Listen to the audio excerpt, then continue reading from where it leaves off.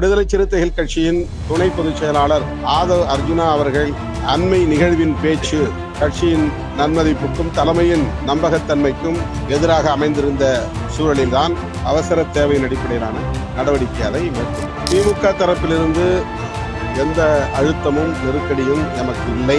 விஜய் அவர்கள் பங்கேற்கிற நிகழ்ச்சியில் நான் பங்கேற்க இயலாது என்று எடுத்த முடிவு சுதந்திரமான முடிவு. பாஜக மாநில தலைவர் அண்ணாமலை விடுதலை சிறுத்தைகள் கட்சி திரு திருமாவளவனுடைய இருக்கிறதா இல்லைன்னா ஆதவர்ஜனுடைய கட்டுப்பாட்டில் இருக்கிறதா ஒரு கேள்வி முன்வைக்கிறார். பாரதிய ஜனதா கட்சி அதானி கட்டுப்பாட்டில் இருக்கிறதா மோடி கட்டுப்பாட்டில் இருக்கிறதா என்பதை அவர் முதலில் சொல்லட்டும். அதன் பிறகு நான் இதற்கு Hola!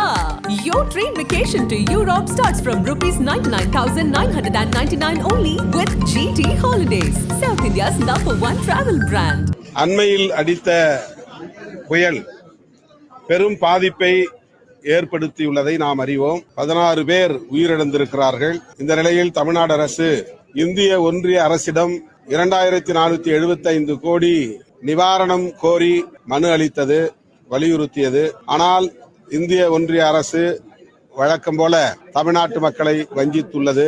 944.80 கோடி மட்டும் ஒதுக்கீடு செய்திருக்கிறது. இந்த நிலையில் நாமும் அதிலே நம்முடைய பங்களிப்பை செய்வோம் என்கிற அடிப்படையில் விடுதலை சிறுத்தைகள் கட்சியின் சார்பிலே முதலமைச்சரின் பொது நிவாரண நிதிக்கு காசோலையாக இன்றைக்கு முதல்வரிடத்தில் வழங்கியிருக்கிறோம். விடுதலை சிறுத்தைகள் கட்சியின் துணை பொதுச் செயலாளர் ஆதவ் அர்ஜுனா அவர்கள் அண்மை காலமாக பல்வேறு நிகழ்வுகளில் அறிவுறுத்தல் செய்தோம். ஆனாலும் கூட அவருடைய அண்மை நிகழ்வின் பேச்சு கட்சியின் நன்மதிப்புக்கும் தலைமையின் நம்பகத்தன்மைக்கும் எதிராக அமைந்திருந்த சூழலில்தான் கட்சியின் முன்னணி தலைவர்கள் தலைமை கட்சியோட அனுமதிப்புக்கு பங்கு விளைவிக்கிற மாதிரி அது இன்னுமே தான் அவர் அதுக்கு கொடுப்பாரு. நாங்க 6 மாத காலம் சஸ்பென்ஷன் பண்ணிருக்கோம்னா அவர் எங்களை அப்ரோச் பண்றதுக்கு அது ஒரு ஸ்பேஸ் இருக்கு. விளக்கம் தருவதற்கான ஒரு இடம். பல முறை அவருக்கு நாங்க ஓரளா அவருக்கு சில இன்ஸ்ட்ரக்ஷன் கொடுத்துருக்குறோம். அதை மீறி நடந்ததுனால ஒரு அவசர தேவையின் அடிப்படையிலான நடவடிக்கை அதை ஆதவ் அர்ஜுனாவுடைய தொடர்ந்த சர்ச்சையான பேச்சு திமுக விசிக கூட்டணியில ஏதாவது நெருக்கடி ஏற்பட்டுச்சா? திமுக தரப்புல இருந்து ஏதாவது உங்களுக்கு நெருக்கடி கொடுக்கப்பட்டதா அவருடைய இந்த மாதிரி தொடர் பேச்சுகள்? திமுக தரப்பிலிருந்து எந்த அழுத்தமும் நெருக்கடியும் எமக்கு இல்லை. அதை பற்றி அவர்கள் யாரும் பேசவும் இல்லை. விஜய் அவர்கள் பங்கேற்கிற நிகழ்ச்சியில் நான் பங்கேற்க இயலாது என்று எடுத்த முடிவு சுதந்திரமான முடிவு.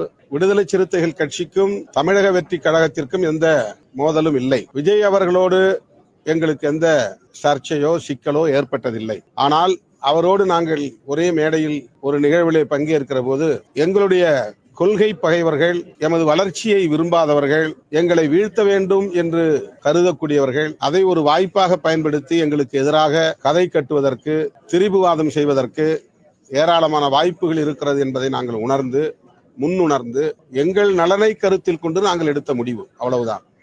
அதை விகடன் பதிப்பகத்தாருக்கு மிகவும் தொடக்க நிலையிலேயே நாங்கள் சுட்டிக்காட்டிவிட்டோம்.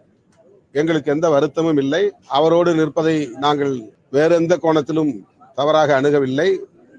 எனவே நீங்கள் அவரை வைத்தே புத்தகத்தை வெளியிடலாம் என்பதை முன்கூட்டியே நாங்கள் அறிவித்து விட்டோம். ஆனால் அதை தொடர்ந்து ஒரு சர்ச்சையாக, பேசுபடு பொருளாக சிலர் திட்டமிட்டு மாற்றினார்கள்.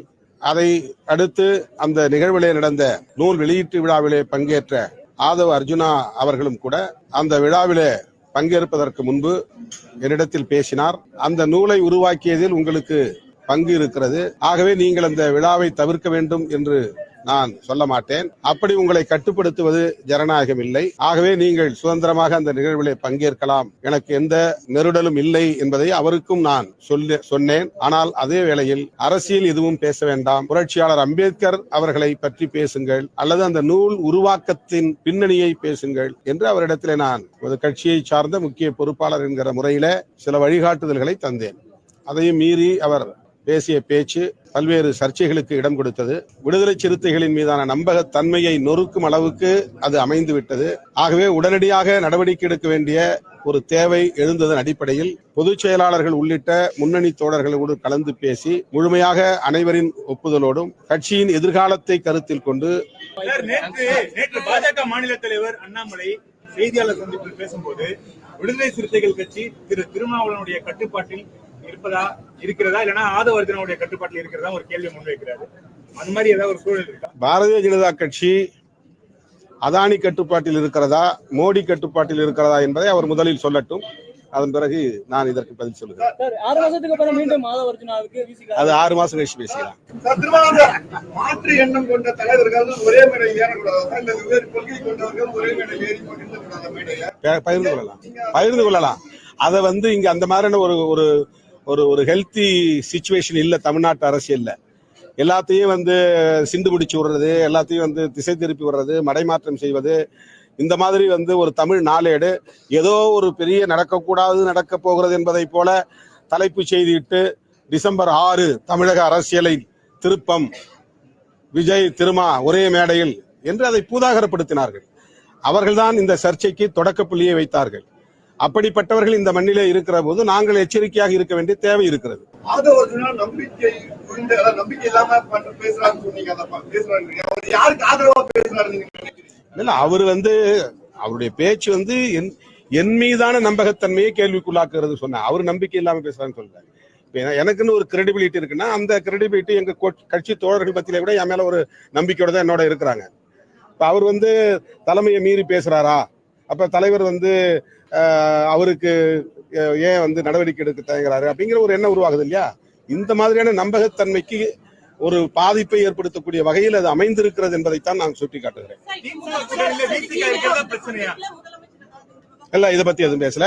அவர்கிட்ட செக்க கொடுத்தோம். உடனே அந்த கலைஞருடைய 100ஆண்டு விழா, மலர் வெளியீட்டு விழா பேரவைத் தலைவர் கூடத்தில் நடந்தது. அந்த நிகழ்ச்சியிலும் பங்கேற்க அன்போடு அழைத்தார். அதிலே போய் நாங்கள் கலந்து கொண்டோம். அதனால் இவ்வளவு காலத்தாழ்வு நேரம். திமுக கூட்டணி உடைக்கிறதுக்கான சதி நடக்குதுன்னு சொல்லியிருந்தீங்க. ஒரு உடைக்கிற அளவுக்கு பலவீனமா இருக்கா கூட்டணி? சரி, அது தனியா பேசுவோம். Hola! Your dream vacation to Europe starts from ₹99,999 only with GT Holidays, South India's #1 travel brand. மின்னம்பலம்.com, தமிழின் முதல் மொபைல் பத்திரிகை.